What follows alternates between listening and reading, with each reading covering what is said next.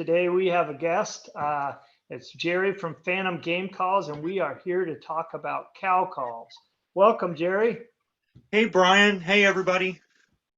All right. So the reason I want to talk about your game calls, your cow calls especially, is because the last two elk I harvested were with cow calls. This year or last hunting season in Washington State, and I've heard other states have this problem. It was a little bit too warm, and the elk either got not too into the rut, it was a little bit late, or they just got really tight-lipped from so many people bugling at them up in the mountains.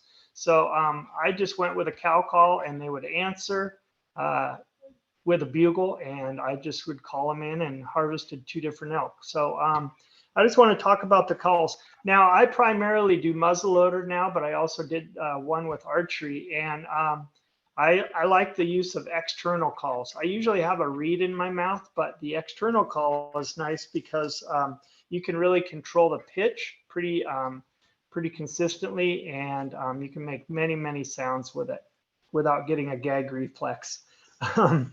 So anyway, the first call is an external call, and you call this the classic?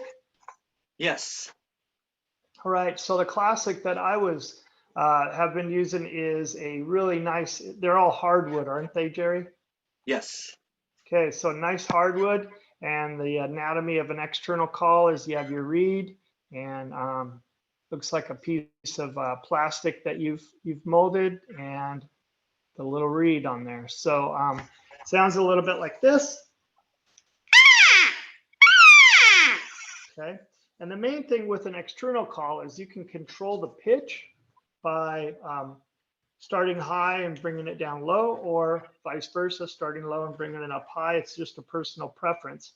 But the main thing is controlling your air and practicing, and just either putting more air or less air to get the tone that you desire. So the more air that goes through it, the higher the tone. That's the classic. You also make an acrylic. Now the acrylic is awesome. I don't know if you guys can see that, but he has put my logo on there, which I am extremely grateful. Stealthy and healthy. And to me, it's a little bit louder. Is that true, Jerry? Is that the purpose of the acrylic? Yes. They're louder, and the size of it, the bell, helps amplify that sound for you. Okay. Great. And so on like a rainy day or a windy day, I'm going to be pulling out the acrylic for sure. But on most days, I'm going to be using the classic wood. Just it's a nice mellow tone. Jerry, what other cow calls do you make? Well, we've got the mini also in wood. So same tone board and reed, just a little bit smaller design. Nice. And on the tone board, where you place your lips on your reed, like the further toward the end that you put your lips is gonna bring the pitch to a higher pitch. And then the further up you get, the deeper it's gonna get. So that's a reason you rotate it a lot of times, is to get that break, that two tone into your call. Okay. Going back to the different types of calls on the wood. So we've got pretty much the classic shape, but the guide series, can you see that all right? Yeah. Has a small reed and a wide reed, and that gives you your high pitch and a low pitch. So that's more like a cow. And that's more of your bull sound, a little bit deeper, because the bulls will mew too, just like the cows will. They don't just bugle. Nice. And then new this year, we've came out with the what we call the Wicked Antler series, and it goes from extreme all the way down to what's useful. On the extreme end, oh yeah, this is what we call a burr. So it's where the base of the antler meets the head. And each one of these is unique. They're all going to come out slightly different. And then we have the mini. And then we have the basic classic shape, all in elk antler. And then we have the elk charms. Nice. These are a mini. Oh, nice. So by Wow, I haven't seen those. I was at the Portland, Oregon show and the Puyallup, Washington sportsman show, and I think you had a few of those series out there, but I haven't seen that. What you're calling it, the charm? Yep, the elk charm. So it's made for the minimalist in mind because it's so small. Even the lanyard on it is made out of Kevlar. It's 100-pound test.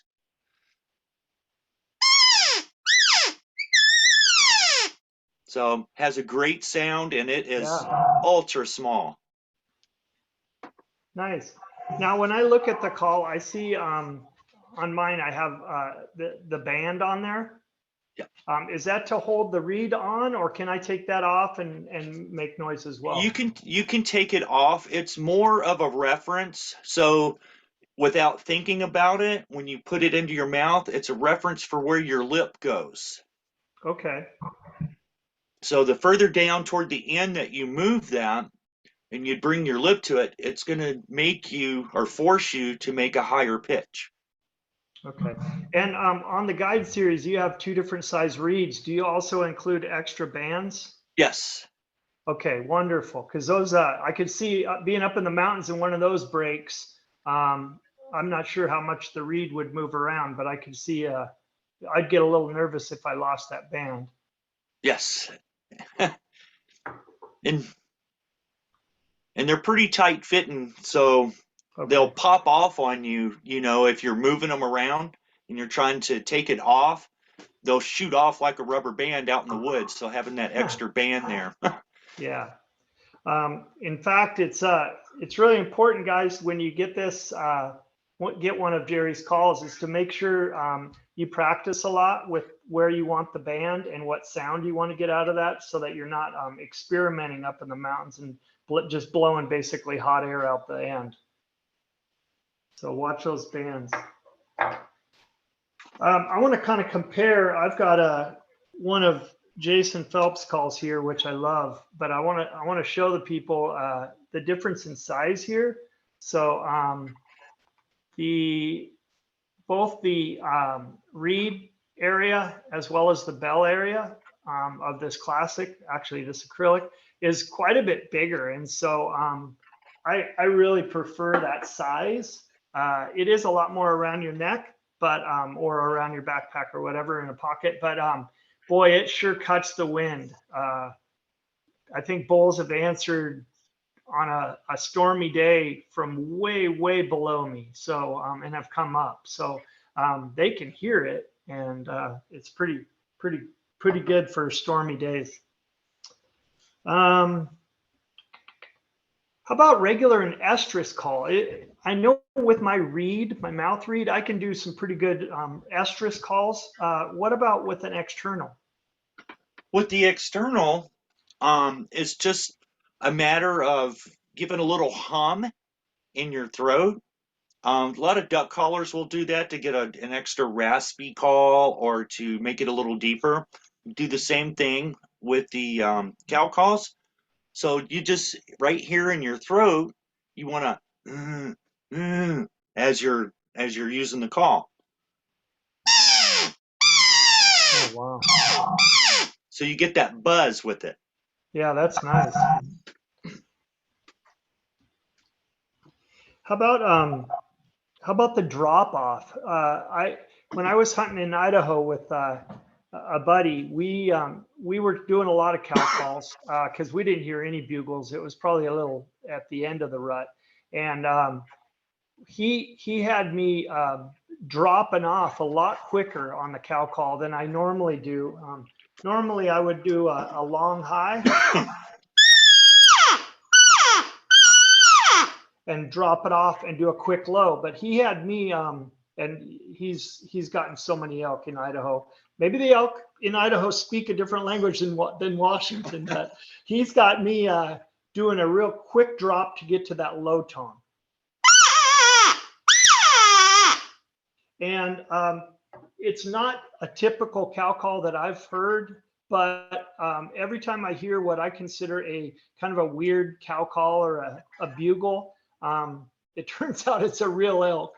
So I think a lot of people, a lot of hunters get hung up on making it sound like what they've seen on YouTube or that kind of a thing. And you're calling in hunters, not elk. So the main thing with these external calls is just practice and get to some different sounds, different tones. And remember that even with the reed call, you want to kind of like try muffling it, try it directional.